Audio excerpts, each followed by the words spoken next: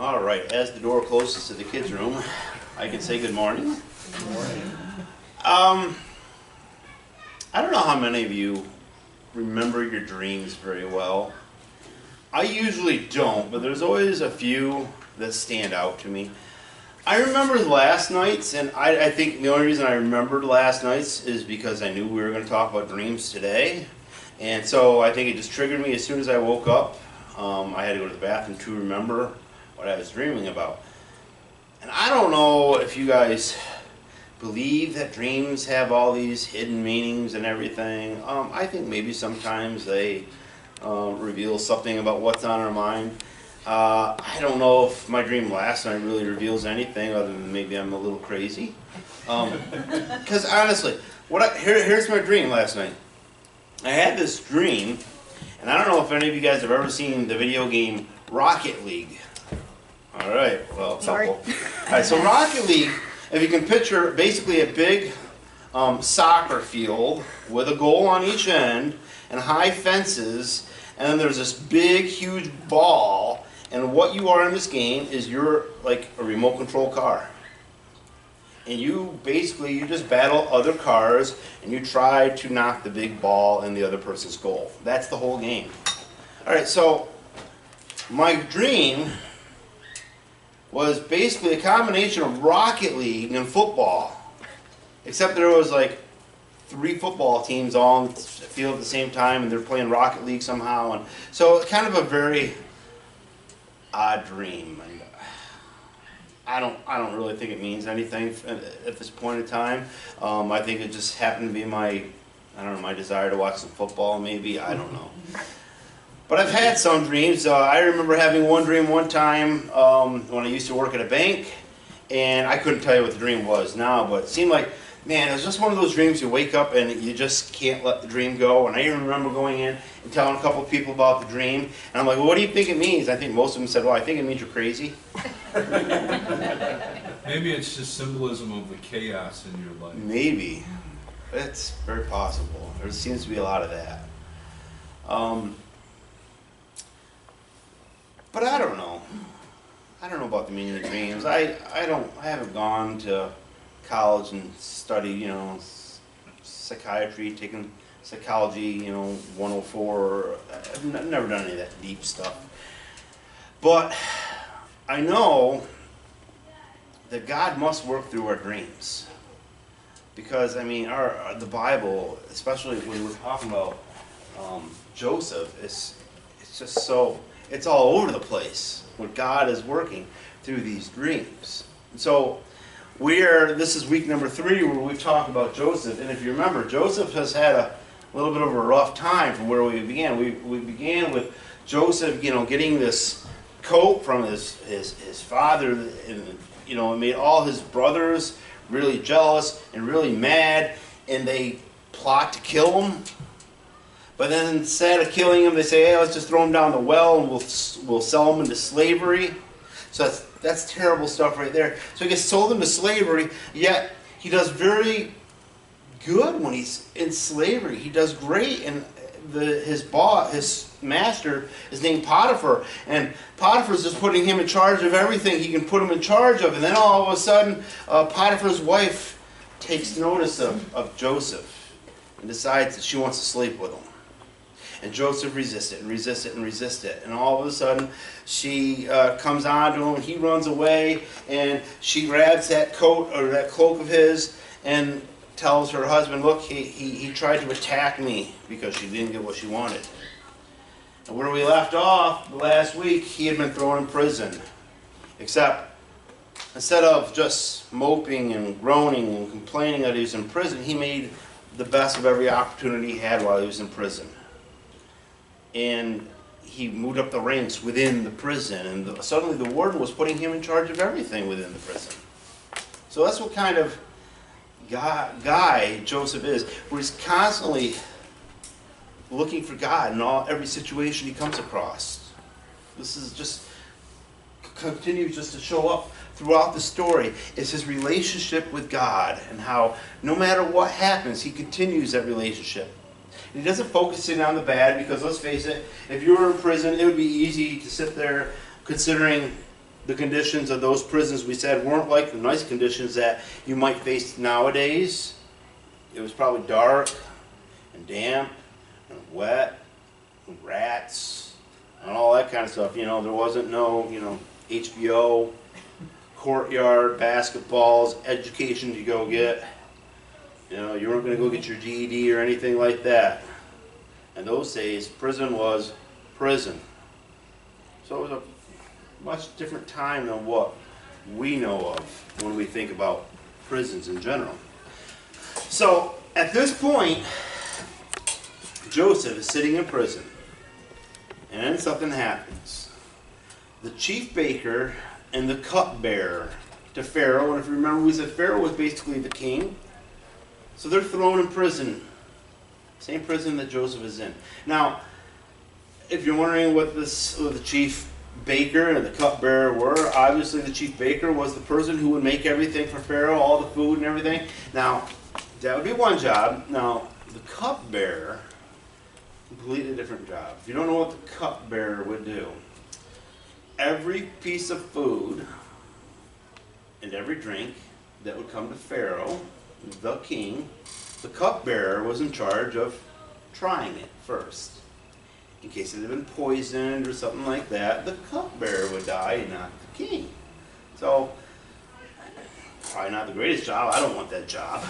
You can have that one. I'm not going to fight you for that job. But these two men are thrown in prison. Now, we're never told why they're thrown in prison, just that they're thrown in prison.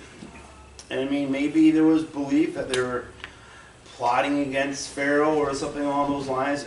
We really don't know. But for whatever reason, these two men are thrown in prison, and Joseph is there. And these two men they go to sleep, and they wake up, and they've had these dreams. These dreams, and they don't know what these dreams mean. So they meet up with Joseph, and Joseph says, well, why don't you try to tell me what your dreams were, and I'll interpret them for you. All right? Now, I'm not going to read you each of their dreams. If you really want to know what the dreams were, you can go look that up when you get home today. But they both tell Joseph the dreams, and the cupbearer tells him Joseph his dream, and Joseph is like, well, I have good news for you. This is all going to blow over. Okay, it's all going to go away in a couple of days. Pharaoh will send for you, and you'll go right back into the position you were in. Now, if you're the chief baker and you heard the cupbearer's story, you're really like, yeah, this is going to work out great. Not so much. So basically, the chief baker tells his story, and Joseph is probably like, yours means something slightly different. You're going to be found guilty, and well, Pharaoh's going to have you impaled on a stick. So, but this is what he tells these guys. This is what he says to them. When you guys are released, or, well, I guess when you're released, do me a favor and remember me. Tell Pharaoh about me. I'm still here. Because remember we said last week that when you went to prison, you weren't innocent until proven guilty. You were guilty until proven innocent. That's what we said last week. So you could sit in prison for as long as it took Pharaoh to finally decide he wanted to hear a couple of cases. And then if you were on the list, you might get to plead your case, and if not, you could sit there for an undetermined amount of time. So he says, hey, remember me when you go see Pharaoh, tell him about me. And you can guess what probably happened. They forget about him, or the cupbearer anyways, because hey, let's face it, the chief bearer's the chief baker's on a stick. So he's not going to remember anything. So, this is what happens, okay? Here, let's start the story.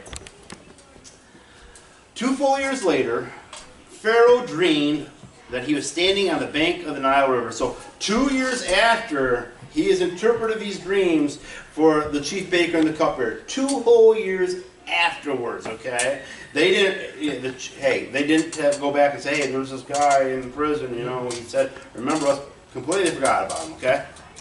In his dream, he saw 7 fat, healthy cows come up out of the river and began grazing in the marsh grass. Then he saw 7 more cows come up behind them from the Nile, but these were scrawny and thin. These cows stood beside the fat cows on the riverbank. Then the scrawny, thin cows ate the 7 healthy, fat cows. At this point in the dream, Pharaoh woke up. Now, remember I said most dreams I don't really remember. I would think if you had this dream, something might trigger when you wake up. And I would be thinking, what the heck was that all about? You know, I mean, this is just odd and weird. And I don't know how you wrap your mind around that in the middle of the night when you wake up. And I guess in this case, what does Pharaoh do? He goes back to sleep. All right, so then he has another dream, okay? But he fell asleep again and had a second dream. This time he saw 7 heads of grain, plump and beautiful, growing on a single stalk. And 7 more heads of grain appeared, but these were shriveled and withered by the east wind. And these thin heads swallowed up the 7 plump, well-formed heads. Then Pharaoh woke up again and realized it was a dream. What do you think at this point in time? I mean, you just had one weird dream, and then you wake up and you go back to sleep. You have another equally weird dream. I mean, I don't dream like this. These aren't my kind of dream. Obviously, I dream about video games and football, from what I just told you guys. So, but I mean, he wakes up and he's obviously upset about this, not understanding what it all means. So what he does is he decides, let's get a hold of some people who can maybe tell me what these dreams mean. So he called for the magicians and the wise men that he had, which would be a normal thing in a kingdom like this, to have people for the king that were magicians and wise men. And he calls for them. He's like, hey, come here and tell me what this dream means. And these guys, magicians and wise men, they were people who studied sacred art, sciences. They specialized in reading the stars, if you believe in all that kind of stuff. I don't, but if you know. They were supposed to be experts at interpreting dreams and things like that, predicting the future, and performing magic. So he calls them, and he tells them his dreams, and they're like, we don't know. We got nothing. We can't interpret that dream. We don't know what that means. And see, here's the thing. Their powers weren't from God. All this stuff that they were experts in, most of that stuff, God would have stood directly against. So they couldn't. They didn't know what it meant. Their powers weren't from God, and they couldn't interpret it. But the one who could interpret it would have been Joseph, because God was going to reveal the dream to Joseph. Now, as all this is going on, and these guys are all confused and they can't interpret it, and they're, well, we don't know, Pharaoh, we're lost, we're clueless, I'm not sure what to tell you or anything like that. This is when the cupbearer finally remembers back 2 years previous when he was in prison, and there was a guy there who knew how to interpret dreams. And so he goes up to Pharaoh and goes, oh, Pharaoh, 2 years ago, we had a disagreement. You put me in prison. You don't remember with the baker? Well, he's not with us anymore, but you remember the baker. We were both there. We both had these dreams, and we didn't know what they meant. And there was this guy there who we told him our dreams.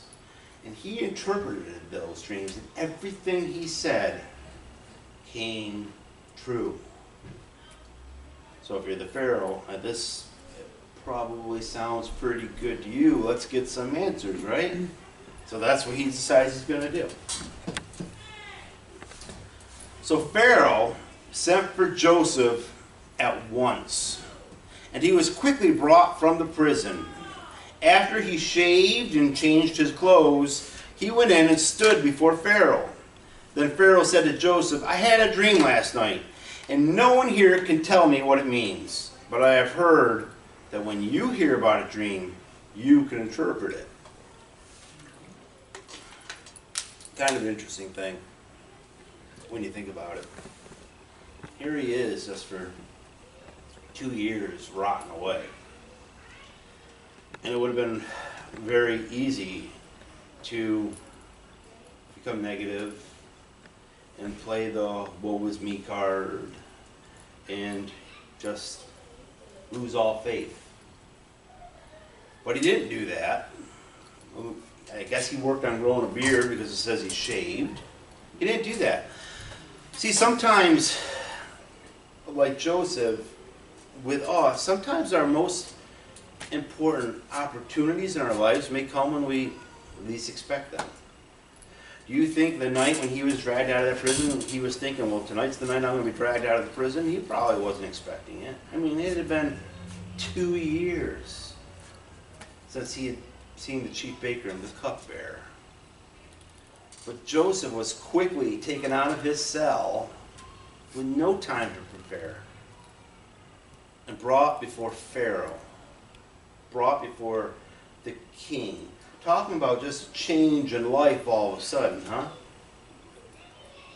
But often with God, changes in our life comes when we least expect them to. Whether it be career changes, whether it be you lose the job you thought you were going to have forever, you get the job you never thought you were going to have, maybe family, someone in your family passes away, or perhaps you all of a sudden, out of nowhere, without planning, or without knowing about it, or without even wanting it, all of a sudden you find out, oh, you're pregnant. Life change, here it comes, right? Finances change. So many things in our lives change unexpectedly. And for some of us, I mean, even to take this even further down the road, some of us, we will lose our life unexpectedly. Some of us will know, my time is almost up and, I have a disease and this is going to take me. Some of us, it's going to be a total shock to our families to wake up one day and we'll be gone. It'll be without warning. And instead of going up before Pharaoh, we will go up before God. And the question is when this day comes for you, or will you be like Joseph? Will you be ready for that day? Will you be ready to stand before God? It's something we're all going to have to deal with eventually. Some of us, it'll be a little more unexpected than others. But the day will come. Joseph was ready to go before Pharaoh. He was ready for probably almost anything that God would have thrown at him at this time. And why was he ready? Because he had built this relationship with God. And I know we often, too many of us, we don't do a good job of building that relationship with God. But Joseph did. It wasn't Joseph's knowledge about dreams that helped him interpret the dreams. It was his relationship with God that helped him interpret those dreams. By staying close to God, all of us, we can be ready for almost anything that life throws us. So, this question has been asked. I've heard that you can interpret dreams, right? So, yeah, I've heard that you can interpret it, all right? I heard you can interpret these dreams. So this is what he says, okay? He says this. It is beyond my power to do this. Joseph is saying, this is beyond my power to do this. It's beyond my power to interpret dreams. But God can tell you what it means to set you at ease. You see what he did here? He didn't take any of the credit for himself, but he gave it to God here. Joseph made sure he gives all the credit to God. And if you think about it, we see this with our athletes, don't we? Well, Bob, I'll go back to football because it seems like I'm on a little football today. Well, Bob, you just rushed for 400 yards, scored 12 touchdowns in one game. What do you got to say about that? Well, I just like to thank God for all, hey, UFC, you know, boxing, hey, you just creamed that guy. You knocked his head clean off. What do you got to say about that? Well, I just like to thank God for giving me the power in my fist to knock his head clean off. Right?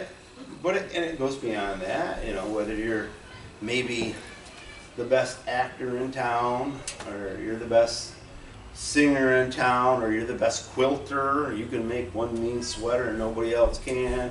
You know, whatever you have as these talents and these gifts and these blessings that God has given you, it's not you, but it's God. It's God who gave you these things. And that's what he recognized it. But God can tell you what it means and set you at ease. It is beyond my power to do this. It's God's power to do this. So he gives that honor to God. And when we don't do that, we're stealing God's honor. So don't be silent when you should be giving God the honor and glory in everything in your life. So Pharaoh goes on and he tells Joseph both of his dreams. And I'm not going to read those to you because we already read them. So literally, it's just a repeat of those dreams at this point in the Bible. You're going to hear just the same stories again. So, all right, so he tells him his dreams, and then Joseph responds to those dreams, okay? Joseph responded, both of Pharaoh's dreams mean the same thing. God is telling Pharaoh in advance what he is about to do. The 7 healthy cows and the 7 healthy heads of grain both represent 7 years of prosperity. The 7 thin, scrawny cows that came up later and the 7 thin heads of grain withered by the east wind represent 7 years of famine. In other words, you're going to have 7 really good years, and you're going to have 7 terrible years. And those 7 years are going to make you forget all about the 7 good years. That's how bad they're going to be. And the fact that God gave you this dream 2 times means he really means it. So 7 good years, 7 bad years, and you're going to forget all about the good years. And you know, I read this yesterday through, and it just made me think, oh, how we forget. When faced with anything bad, oh, how we forget about the blessings that we've been given.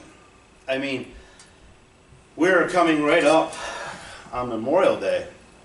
So, we've already been blessed, I think everybody here, to have been born into a country where men and women have fought and died to give you freedoms. I mean, that's a blessing. So if you've been born in this country, what a blessing that is.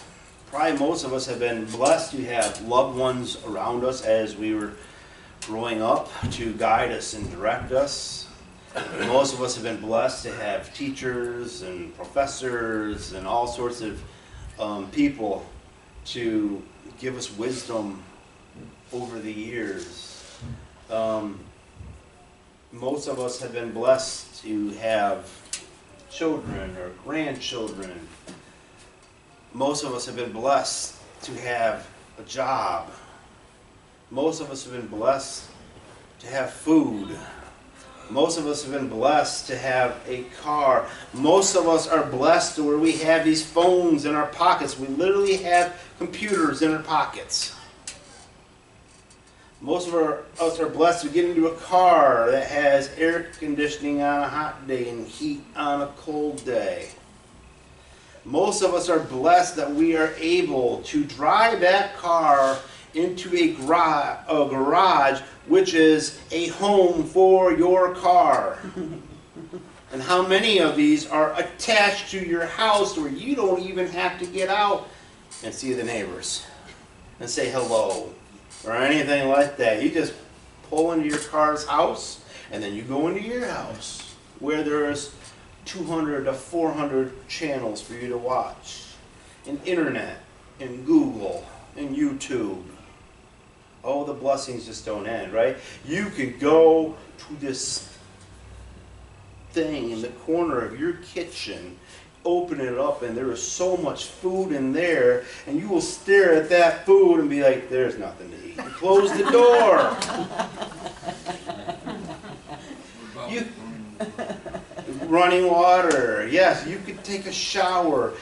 Those of us who've gone to see the child that we're sponsoring, we know that that running water is not something that comes easily. You can bathe without having to go into a pond.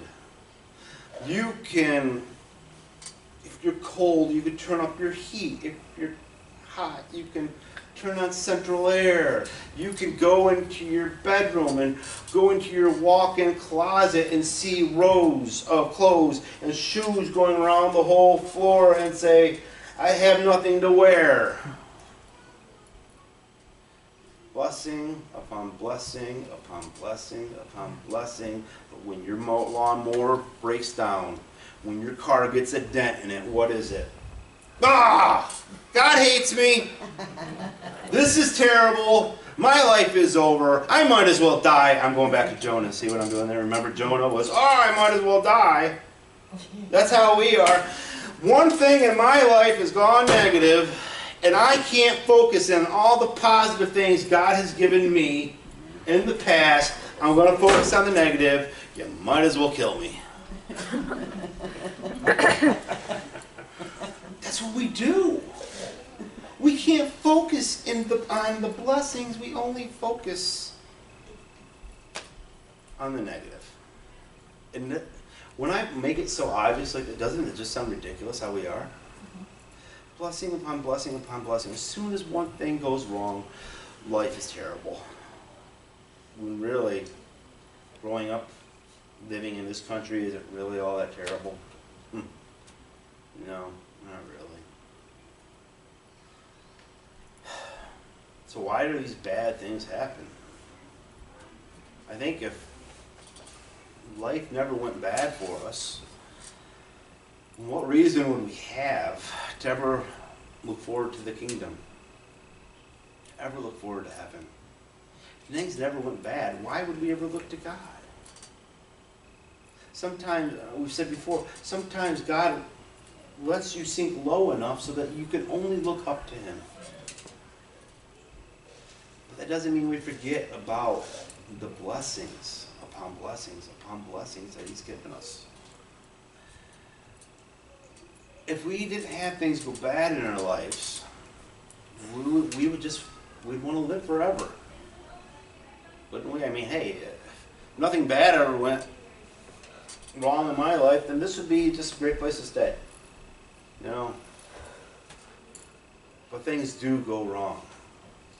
Bad things happen. And they happen, I think, to keep us heaven-bound, to keep us kingdom-focused. So we had these 7 bad years, followed by following 7 very good years. But there's going to be 7 bad years. So Joseph lays out a plan for Pharaoh. And this is a survival plan. This is what you must do if you're going to survive those 7 years. And I can't help but think that we all need in our lives a survival plan. And I think that God provided it within our Bibles.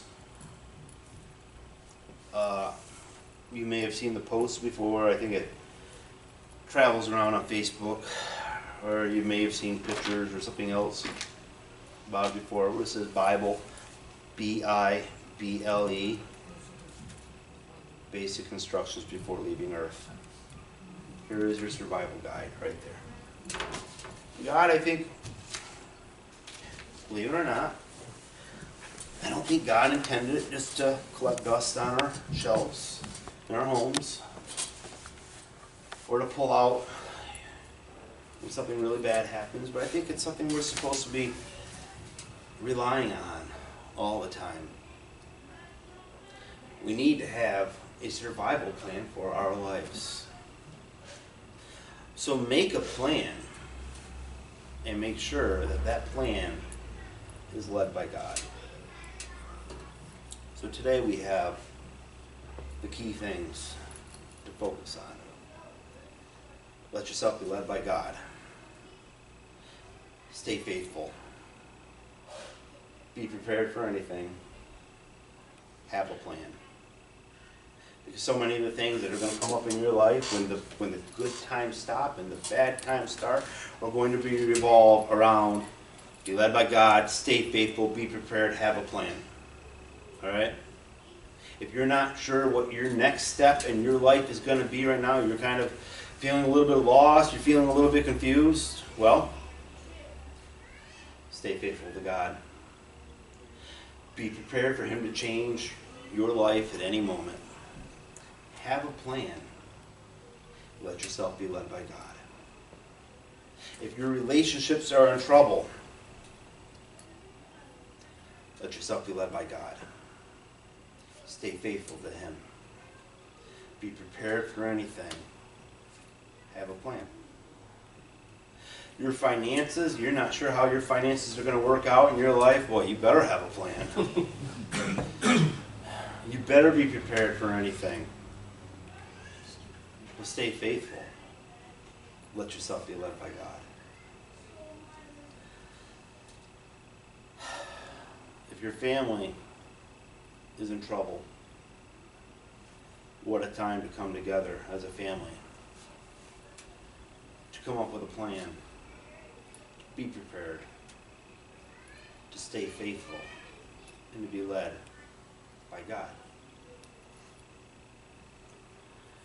Make a plan in your life. But seek God out. Let Him lead you through the 7 bad years. I hope your bad luck doesn't last 7 years. But if it does, I hope that you stay faithful and you look to God at all times in your life. Because I've said before, I'll say it again, you don't know what you want. You think you know what you want, but since when do you know what you need? We don't. But God knows what we need. And sometimes, where you think you're going, God is going to say, we're going to go that way. And your life is going to be flipped upside down in a moment's notice. And things will change. And at that point, you're going to find out, well, do I trust God enough to go with His plan and not my plan? So, stay faithful. Be prepared. Have a plan. And let your life be led by God. Let's pray. Heavenly Father, as we continue to go through this story in our Bible, it just continues, I think, just to open up to us and how it's similar, even though this was so many years ago, but how it still affects our life and how we still react in the same way and yet the incorrect way in so many times. We're so thankful that Joseph continued to keep the faith, continued to look to you, continued to look for the best in all situations. God, we would ask perhaps that we find a way in our lives to not focus on the negative, to not feel so bad about ourselves, but to realize the blessings that you have given us. And God, we ask not only that, but we ask perhaps that you make us a blessing to somebody else. So often we find that we are capable of doing something for somebody that nobody else can do. We are able to provide the proper words of comfort, the proper touch, the resources that somebody else is lacking, that we can do so much to help so many individuals. And we just pray, God, that you use us in a way that helps others. God, we ask that each of us, perhaps we listen for your voice a little bit more. We open our hearts a little more. We open our minds a little bit more. And we try to do your work in this world. We know that none of us are perfect. We know that we all stumble and fall sometimes, and we know that the bad times will come. But when the bad times come, God, we just pray that we think of you. We think of how even your son went through difficult times. How your son was arrested and died on a cross in a time when things would have seemed so dark and dreary. But yet, at the end of all that, we know the common thing that we've been talking about so much, that the Son rose again. And that because of what he did on that cross, our lives were changed forever. God, we might not be capable of impacting the world like that, but we know that, God, with your help, we can impact somebody and change somebody's life. And perhaps we can be the one to lead somebody to you. We ask all these things in Jesus Christ's name. Amen.